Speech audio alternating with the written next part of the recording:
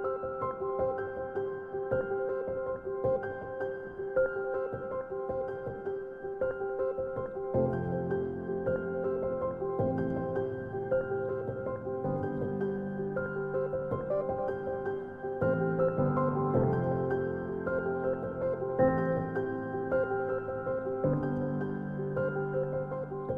morning, ladies and gentlemen.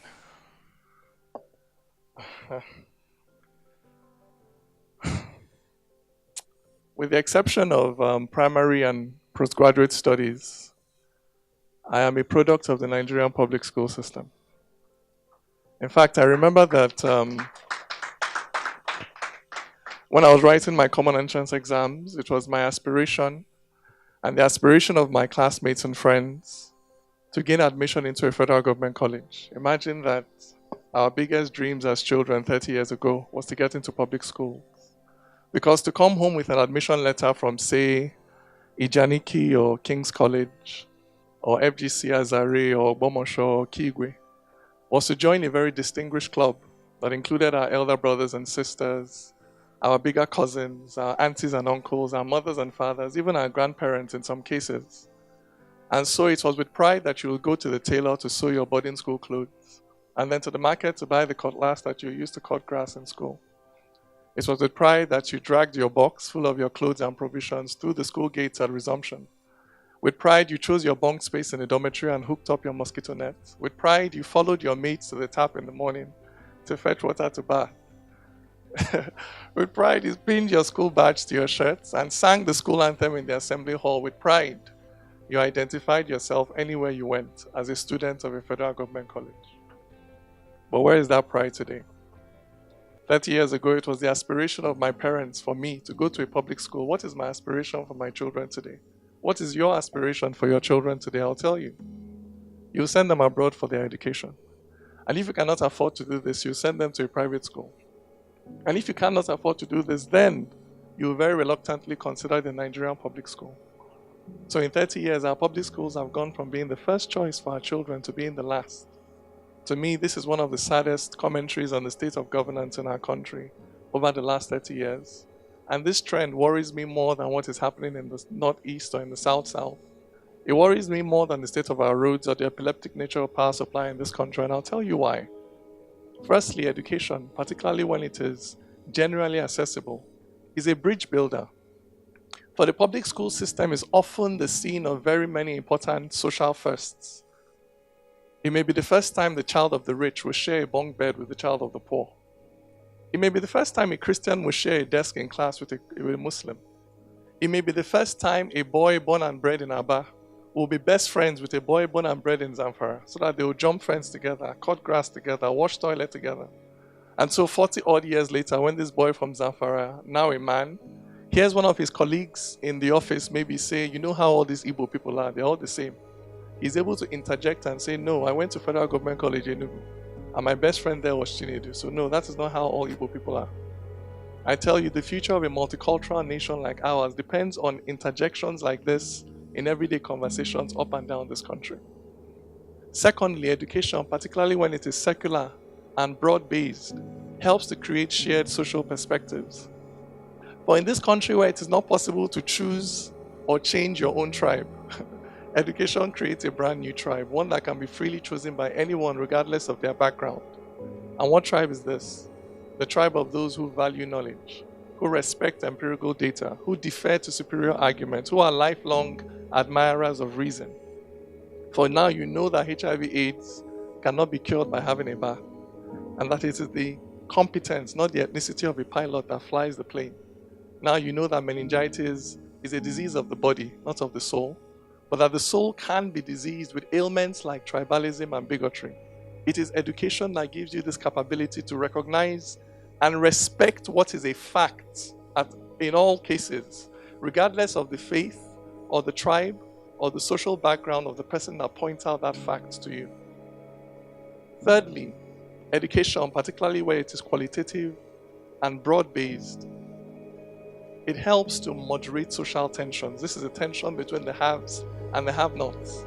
For by giving poor people access to the same quality of education as the rich, You not only give them the capacity to change their socioeconomic circumstance, you give them the capacity to moderate how they express grievance over that socioeconomic circumstance.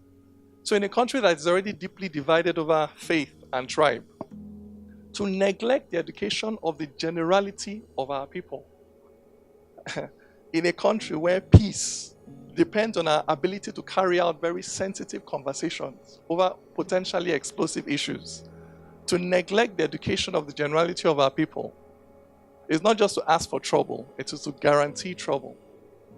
For in the end, a society cannot rise above the level of the mentality of its majority. So that to predict the future of a society, what you need to examine is not really the content of the speeches of its politicians. What you need to examine is the content of the curriculum for its students. And I say this because I am an idealist. No, this does not mean that I have my head in the clouds. What it means is that I believe firmly that ideas precede reality. So that before something can exist in the physical, material world, it must first exist as an idea in somebody's mind. So for instance, before there was electricity, there were people who thought about it, then dedicated their lives to going out to invent it, to chasing that dream and following those convictions, for it's clear thinking, not concrete, that holds up great nations. For the height of a tree is the depth of its roots. So a society cannot be much more than the sum of its thoughts. It's what you reason, that's what you conceive. And when life puts pressure, that's what you will give.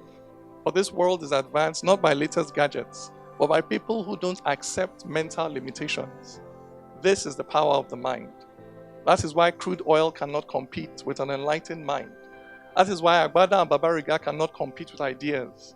That is why Nigeria, with all her natural resources, cannot compete with a little nation with no natural resources worth mentioning called Singapore. This is a large part of why we were colonized in the first place. Not because we were lesser human beings, but because in that struggle between civilizations, the other side had access in many critical areas to more advanced thinking, as evidenced in more sophisticated technology. And this is why that poet, prophet, philosopher by the name of Bob Marley once urged us to emancipate yourselves from mental slavery. None but ourselves can free our minds. Imagine it.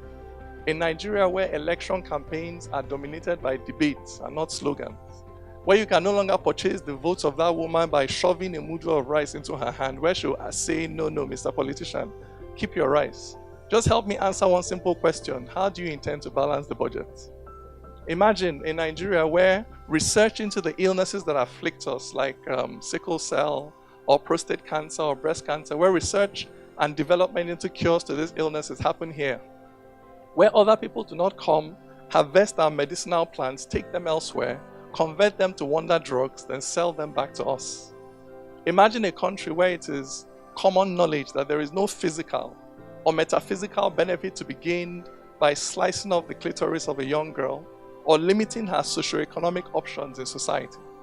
Imagine a Nigeria where we no longer allow limitations to be placed on the part of anyone on grounds of custom and tradition or faith or religion, where everybody is free to become who and all that they can be in this life. Imagine a country that is powered by the almost limitless energy of our collective and enlightened minds. And ask yourself, on what part of the struggle to build a society like this are you on? Are you fighting on the side of ignorance and prejudice and bias and blind and unquestioning adherence to culture and tradition? Or are you fighting on the side of reason, of the spread of knowledge, of enlightenment for all, with the unprecedented power that the internet has given you to spread your ideas, you as an individual, you as a company, you as an NGO, you as the government? What part of this struggle are you fighting on? Thank you very much.